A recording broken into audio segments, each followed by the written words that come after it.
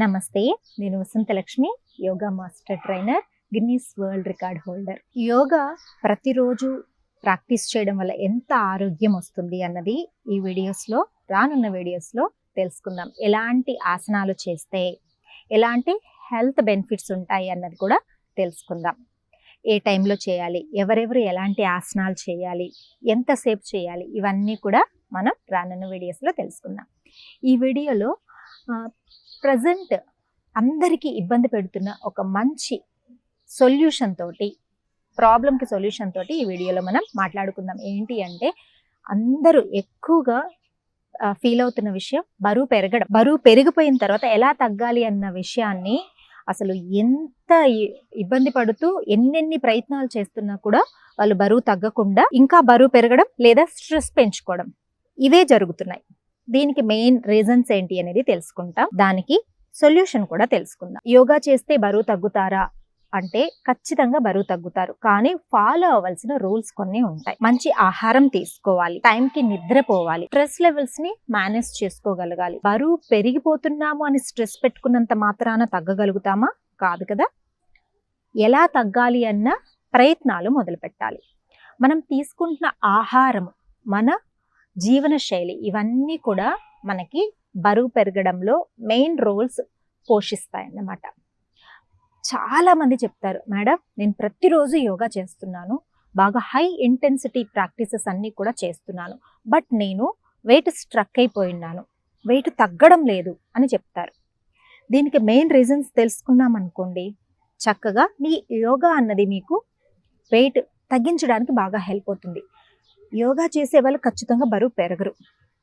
బాగా బరువు ఉన్న వాళ్ళు బరువు స్ట్రక్ అయిపోయింది మాత్రం ఉండొచ్చు. అప్పుడు ఏం చేయాలి? బరువు స్ట్రక్ అయిపోయిన వాళ్ళు ఎందుకు అలా జరిగింది, ఏం చేస్తే తగ్గుతుంది అనేది తెలుసుకుందాం. మన లైఫ్ స్టైల్, తింటున్న ఆహారం చాలా చాలా ఇంపార్టెంట్.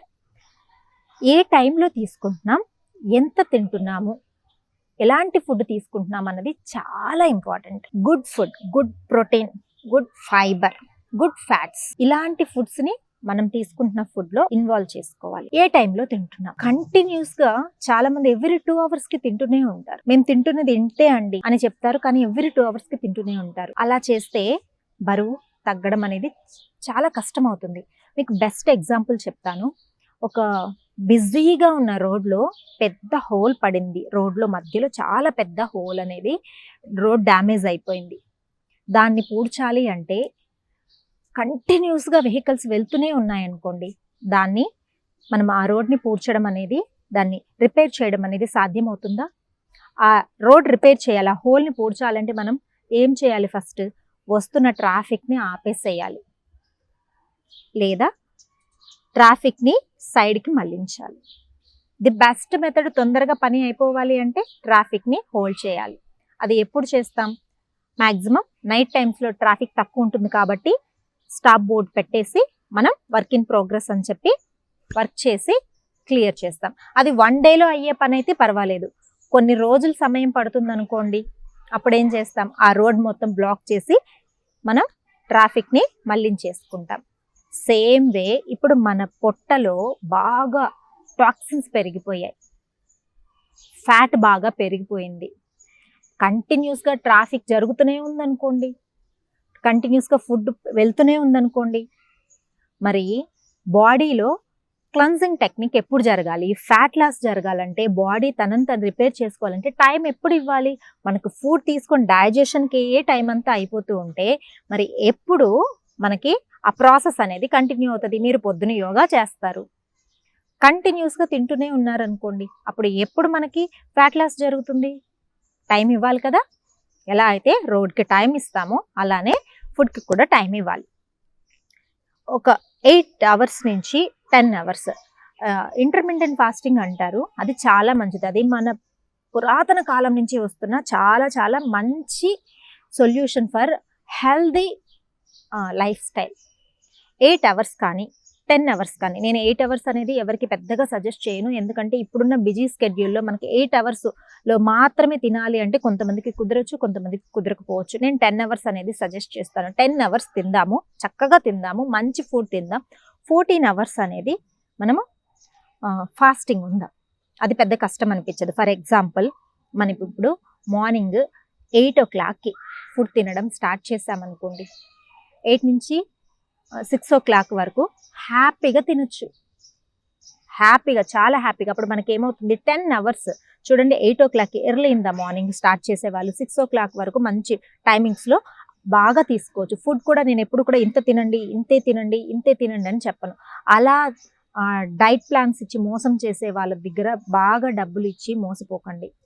మన పొట్టకి ఎంత కావాలన్నది పొట్ట చెప్తుంది, మన బాడీ చెప్తుంది. ఫర్ ఎగ్జాంపుల్ మనం బాగా మంచి ఫుడ్ తీసుకుంటూ ఉన్నాం అనుకోండి, ఇక చాలు నాకు పొట్ట ఫుల్ అయింది అని ఒక స్టేజ్లో తెలుస్తుంది, ఇక ఒక్క ముద్ద కూడా పోదు అని తెలుస్తుంది. దానికి ముందే కొంచెం తగ్గించేసుకోవాలి. 70% ఆఫ్ పొట్ట ఎప్పుడైనా ఫుల్గా తినాలి. తర్వాత 30% మనం ఎంటీగా ఉంచాలి. కొంచెం వాటర్కి, కొంచెం ఎయిర్కి ఎంటీగా ఉంచితే మనకు డైజెషన్ అనేది చాలా బాగా జరుగుతుంది.